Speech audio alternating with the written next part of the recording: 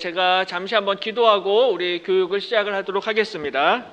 좋으신 하나님 아버지, 복된 주일날 하나님 앞에 예배드리고 또 이어서 우리 구역장 회장 또 구역 모임 교육을 할 수 있게 인도해 주심을 감사드립니다. 이번 달부터 이제 구역 모임 예배가 시작이 되는데 주님께서 함께해 주셔서 우리 구역장 회장님들 지치지 않도록 붙잡아 주시고 성령의 충만함으로 우리 구역 모임 소그룹이 잘 세워져 갈 수 있도록 인도해 주옵소서. 우리 소그룹과 우리 구역 모임을 통하여서 교회가 더욱더 든든히 잘 세워질 수 있도록 축복하여 주시옵소서. 감사드리며 예수님의 이름으로 간절히 기도드립니다. 아멘. 겨울 방학을 마치고 이제 우리 구역 예배가 다시 이제 이번 주부터 시작이 되었습니다. 잠시 광고 말씀을 드리면요, 구역 예배 교환 있잖아요. 구역 예배 교환이 이제 이번부터 이제 저희 홈페이지가 지금 새롭게 리뉴얼이 거의 됐거든요. 그래서 홈페이지에도 항상 교환을 올리겠습니다. 그래서 혹시 이제 주중에 필요하신 분들은 홈페이지에서 언제든지 보실 수 있고 다운 받으실 수도 있으세요. 그래서 홈페이지에 들어가셔서 자료실에 들어가면은 구역 예배 교환이 있습니다. 그리고 성경 연구 문제도 저희가 홈페이지에 매주 올려놓습니다. 그래서 이제 새롭게 개편된 홈페이지를 통해서 성경 연구 문제도 그것도 이제 보시고 우리 구역 예배 교환도 거기서 홈페이지에서 자유롭게 이용을 하시면은 될 것 같습니다. 그리고 또 한 가지는 이제 저희가 이제 앞으로 교회에서 장례가 발생하면은 여러분들이 이제 건의사항이 좀 전해줬으면 좋겠다, 장례 소식을. 그래서 이제 많은 분들한테 장례 광고, 장례 소식을 전달을 하려고 해서요. 특별히 우리 구역장 회장님들한테 저희가 문자를 이제 보내드리려고 합니다. 그래서 지난주에 돌아가셨을 때도 저희가 모든 구역장 회장님들한테 문자를 다 발송을 했거든요. 혹시 못 받으신 분들 계시면은 끝나고 교육자들한테 말씀을 해주세요. 그래서 왜냐면 전화번호가 틀렸을 수도 있고 바뀌었을 수도 있으니까는 전화번호를 업데이트하겠습니다. 그래서 항상 이제 앞으로 장례가 발생을 하면은 구역장 회장들한테 쭉 문자가 갈 것이고요. 그래서 구역장 회장님들은 그 문자를 보시고서는 혹시 우리 구역하고 뭐 연결이 돼 있거나 관계가 있는 그런 분이면은 그 장례에 참석을 해주시고 또 위로해 주시면 좋을 것 같습니다. 그래서 지난주에 장례 문자 못 받으신 분들은 꼭 교육자한테 말씀하셔서 연락처를 다시 한번 확인을 해주세요. 지난주 설교 말씀 희망을 노래하라, 설교안을 잠시 읽고 나누도록 하겠습니다. 우리 1번 희망이 있는 곳을 박은하 원사님이 읽어주세요. 희망이 있는 곳, 사탄의 가장 강력한 공격 무기는 우리로 하여금 절망하게 하고 낙심하게 하는 것입니다. 오늘 본문의 시대적 배경은 이스라엘의 사사시대 말기입니다. 사사시대는 이스라엘 역사상 가장 어두웠던 시대 가운데 하나입니다. 특별히 제사장과 종교인들의 죄가 심각했습니다. 일반 백성뿐 아니라 특히 레위인과 제사장과 종교 지도자들이 자기 소견에 옳은 대로 행하였습니다. 하나님은 제사장들을 반드시 심판하십니다. 하지만 단순히 심판으로 끝내시는 것이 아니라 희망의 약속을 주십니다. 하나님이 이스라엘에 새로운 제사장을 세우시는데 그 사람이 바로 사무엘입니다. 사무엘은 어려서부터 여호와를 섬기는 아이였습니다. 엘리는 사무엘에게 제사장의 직무를 가르칩니다. 뿐만 아니라 나중에 하나님이 사무엘을 부르실 때 하나님께 응답하는 법을 가르쳐줍니다. 그러나 엘리는 하나님의 말씀을 가로막는 장애물이었습니다. 하나님의 말씀을 막았던 사람이 아이러니하게 당시에 제사장이었던 엘리입니다. 엘리와 엘리의 집은 영원한 심판을 받습니다. 엘리는 아들들의 행위가 죄악인 줄 알았습니다. 알면서 아들들의 죄를 방치했습니다. 아들들이 스스로 저주를 정한 것을 금하지 않았습니다. 반면에 여호와를 섬기는 자는 하나님이 귀하게 사용하십니다. 사무엘은 어렸을 때부터 하나님을 섬겼습니다. 그 결과 하나님이 사무엘과 함께 계셔서 그의 말이 하나도 땅에 떨어지지 않았습니다. 하나님이 사무엘의 말을 다 이루어 주십니다. 아멘. 그다음에 계속해서 2번은 우리 편경자 권사님 마이크 받으셔서 읽어주세요. 하나님의 등불, 이 절망의 시대에 아직 희망의 불씨가 꺼지지 않았습니다. 그 불씨는 하나님으로부터 나오는 빛입니다. 절망은 인간의 죄로부터 시작되지만 희망은 하나님의 신실함으로부터 시작됩니다. 하나님의 등불이 아직 꺼지지 않았다는 것은 하나님의 해막 안에 등불이 꺼지지 않았음을 의미할 뿐 아니라 어두운 이스라엘을 비추시는 하나님의 소망의 불이 아직 꺼지지 않았음을 의미합니다. 등불이 아직 꺼지지 않은 시각에 사무엘은 하나님의 언약궤가 있는 여호와의 전 안에 누웠습니다. 어린 사무엘이 하나님의 등불을 지킵니다. 바로 그때 하나님이 사무엘을 부르십니다. 드디어 하나님의 이상이 막힌 것을 뚫고 내려와서 다시 보이기 시작합니다. 엘리 때문에 하나님 말씀이 막혀 있었지만 하나님은 포기하지 않으십니다. 우리의 인생에도 엘리와 같은 장애물이 있을 수 있습니다. 하나님의 말씀을 듣고 싶은데 말씀이 들리지 않을 때가 있습니다. 하지만 그럼에도 불구하고 하나님의 등불은 꺼지지 않았다는 사실을 기억하시기 바랍니다. 하나님은 절대로 포기하지 않으십니다.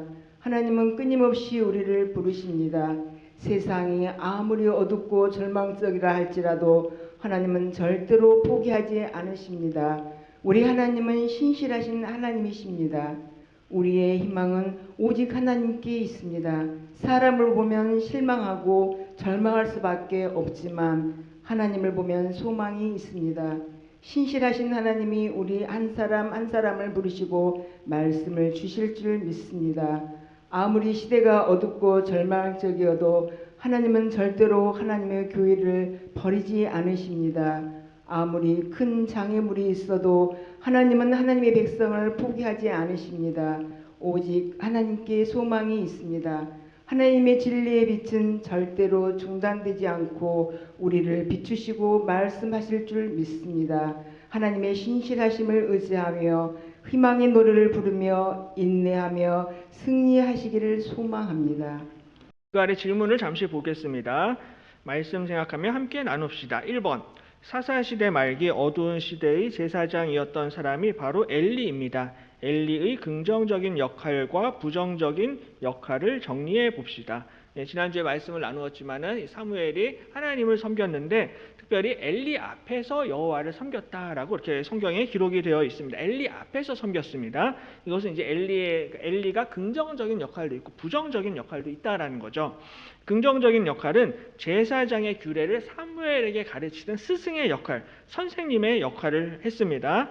그래서 어린 사무엘이 아무것도 몰랐는데 이 엘리 제사장을 통해서 제사장 규례, 성막 규례, 어떻게 하면 이 교회를 섬기는지 그런 것들을 이제 사무엘에게 가르쳐주는 역할을 했어요. 뿐만 아니라 사무엘이 하나님의 부르심을 받았을 때 3번 부르심을 받았는데 잘 이해를 못하죠. 사무엘이 엘리가 부른 줄로 아는데 엘리가 이건 하나님이 부르는 거다라는 것을 나중에 알고서는 사무엘에게 하나님께 응답하는 법을 가르쳐줍니다. 말씀하옵소서 주의 종이 듣겠나이다. 그렇게 응답하라라고 엘리가 사무엘에게 가르쳐줍니다. 이게 긍정적인 역할이죠. 반면에 부정적인 역할이 있습니다. 부정적인 역할은 엘리 본인이 바로 하나님의 말씀을 가로막는 장애물, 장벽의 역할, 방해물의 역할을 했다라는 거죠. 왜냐하면 당시의 시대가 그 말씀이 희귀했고요. 이상이 흔히 보이지 않은 그런 시대였습니다.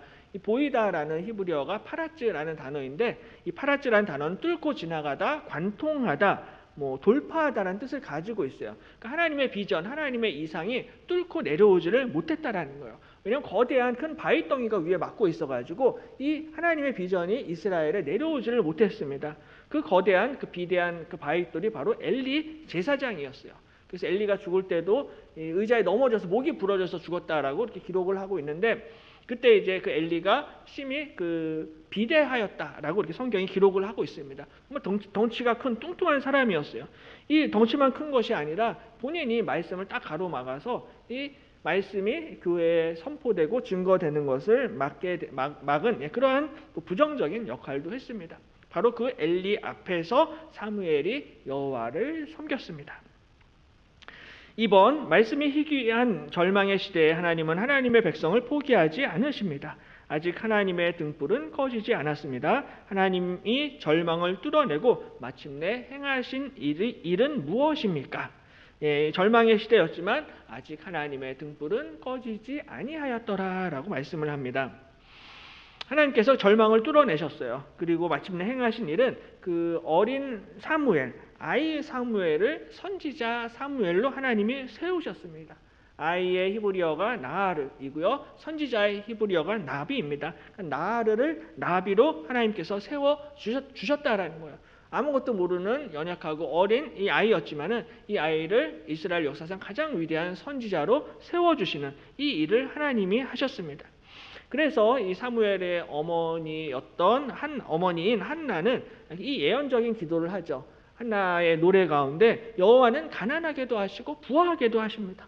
여호와는 낮추기도 하시고 높이기도 하시는 하나님이십니다라고 예언적인 기도, 찬양을 하는 것을 볼 수가 있습니다. 가난하고 연약하고 부족했던 이 어린 사무엘, 아이 사무엘을 위대한 선지자로 세워주시고, 또한 부자였고 잘나갔고 권세와 권력이 있었던 엘리와 그 두 아들 홈리와 비느하스는 완전히 파멸시키고 비참하게 무너뜨리시는 그런 능력의 하나님이시다라고 한나가 고백을 하고 있습니다. 그래서 하나님께서 이 절망의 시대, 어두운 시대 가운데 하나님께서 그것을 뚫어내시는 하나님의 방법은 바로 사람을 세우는 것이다 라고 이야기할 수가 있습니다. 오늘도 말씀을 나누었지만 12번째 사도 마띠아를 세우는, 이 사람을 세우는 일을 통하여서 바로 하나님께서 교회를 축복하시고 교회가 복음 전파와 선교의 사명을 감당할 수 있도록 하나님께서 인도하신다라는 거죠. 바로 이 사람을 세우는 일을 위해서 교회는 오로지 기도에 힘쓰니라 라고 말씀합니다. 그래서 오직 기도에 힘써야 된다라는 거예요. 그래서 모든 성도들이 원래부터 평상시에 기도에 힘을 써야만 합니다. 새벽 기도와 특별히 금요 기도회 자리에 나오셔서 우리 구역장님들, 회장님들, 또 우리 직분자들은 반드시 이제 열심히 기도에 힘을 써야 된다라는 거죠. 그것을 통하여서 하나님의 일꾼들을 세우게 될 것입니다. 마지막 세 번째, 우리 인생에도 하나님의 말씀이 들리지 않을 때가 있습니다. 그럼에도 하나님은 절대 포기하지 않으시고 끊임없이 우리를 부르십니다. 하나님의 부르심에 어떻게 반응하였는지, 어떻게 반응해야 할지 나누어 봅시다. 나누시면 좋을 것 같습니다. 하나님께서는 절대로 포기하지 않으시죠. 그래서 사무엘을 3번, 4번을 부르십니다. 그리고 예수님도 베드로를 3번 부르세요. 네가 나를 사랑하느냐, 네가 나를 사랑하느냐 3번을 부르십니다.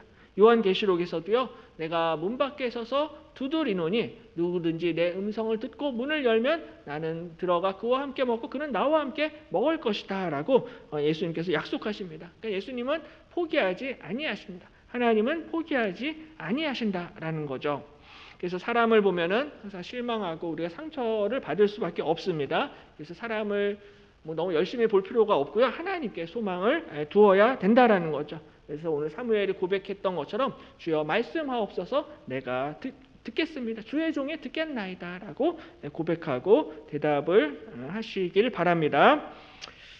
특별히 하나님의 부르심에 어떻게 반응하였는지, 어떻게 반응해야 할지 나누어 봅시다. 특별히 하나님께서 우리를 구역장, 회장으로 불러주셨잖아요. 그래서 우리 구역 식구들하고 함께 하나님이 나를 어떻게 구역장, 회장으로 불러주셨는지, 그리고 내가 어떻게 순종했고 반응했는지 그런 걸 좀 나눠 보시면 좋을 것 같아요. 그래서 이제 앞으로는 우리 구역원인 당신이 앞으로 또 구역장이 돼야 되고 회장이 돼야 됩니다. 하나님이 당신을 부를 때 당신이 반응하고 순종해야 됩니다. 그래서 계속해서 새로운 또 구역장, 회장들을 세워 나가야 되잖아요. 그러니까 나만 말씀 듣고 순종하는 것이 아니라, 반응하는 것이 아니라 이제 앞으로 하나님이 당신을 부를 때도 당신이 나를 이어서 구역장도 하고 회장도 이렇게 할 수 있도록 끊임없이 이렇게 다음 세대를, 다음 사람을 이렇게 세워가야 하는 그러한 나눔을 가지시면 좋을 것 같습니다. 우리 함께 한번 짧게 한번 기도하고 마치도록 하겠습니다. 우리 잠깐 합심해서 통성으로 기도하겠습니다. 우리 말씀 생각하면서 오늘 잠깐 나눈 이 말씀을 생각하면서 함께 기도하기를 원합니다. 이 어두운 시대에 하나님께서 우리 아이 사무엘을 위대한 선지자 사무엘로 세우셨던 것처럼 하나님을 바라보며 하나님을 의지하며 하나님의 부르심에 더욱 적극적으로 반응하고 순종할 수 있도록 나를 사용하여 주옵소서. 또한 이번 주부터 구역 예배가 시작이 되는데 구역 예배 가운데 지금 축복하여 주시고 이번 주부터 정말로 모이게 힘쓰는 우리 구역 예배 모임 될 수 있게 도와주시고 구역을 섬기시는 구역장 회장님께 힘과 위로를 허락해 주옵소서. 이 시간 주의 이름 한번 부르시고 간절히 기도하겠습니다. 주여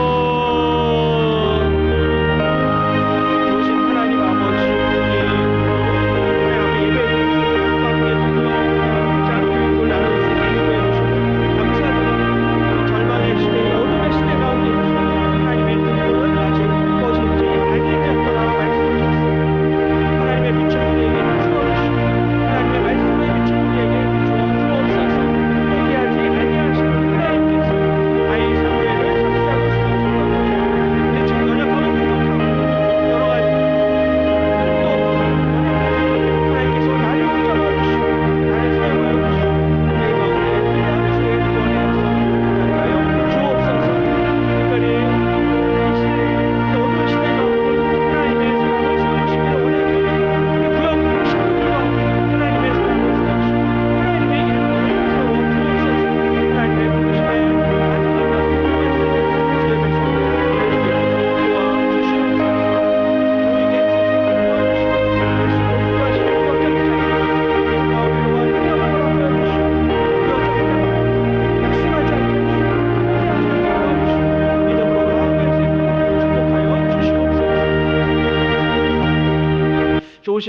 아버지, 오후 늦은 시간까지 이렇게 함께 같이 말씀 나누고 기도할 수 있게 인도해 주심을 감사드립니다.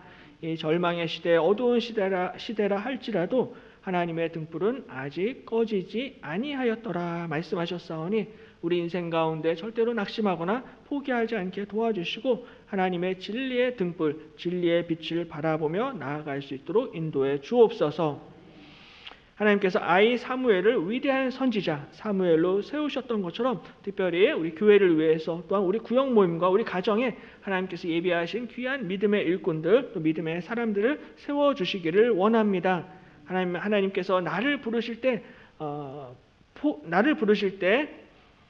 하나님 앞 믿음으로 순종할 수 있게 도와주시고 하나님 앞에 가까이 나아갈 수 있도록 인도해 주옵소서. 사람을 보지 않게 하시고 오직 하나님께 소망을 두며 주여 말씀하옵소서 주의 종이 듣겠나이다 응답하는 모든 주의 백성들 되게 주옵소서. 이번 주부터 시작되는 구역 예배에 모이게 힘쓸 수 있게 도와주시고 또 많이 힘들고 어렵지만 그럼에도 불구하고 구역을 이끌어 가시는 구역장 회장님들 늘 위로하여 주시고 영육간에 강건케 도와주시고 성령의 충만함으로 주님께서 늘 지켜 주옵소서. 또 힘들고 또 어렵고 연약하지만 낙심하지 않게 하시고 포기하지 않게 하시고 특별히 구역을 위해서 교회를 위해서 헌신하며 충성하시는 우리 모든 구역장 회장님들 될 수 있도록 인도해 주옵소서. 이번 한 주도 하나님께서 저희들의 발걸음 지켜주시고 저희들의 가정과 자녀들 손주들까지 하나님께서 눈동자같이 보호하여 주시고 함께해 주실 줄로 믿습니다. 감사드리며 예수님의 이름으로 간절히 기도드립니다. 아멘. 하나님께 영광의 박수 돌리고 마치겠습니다.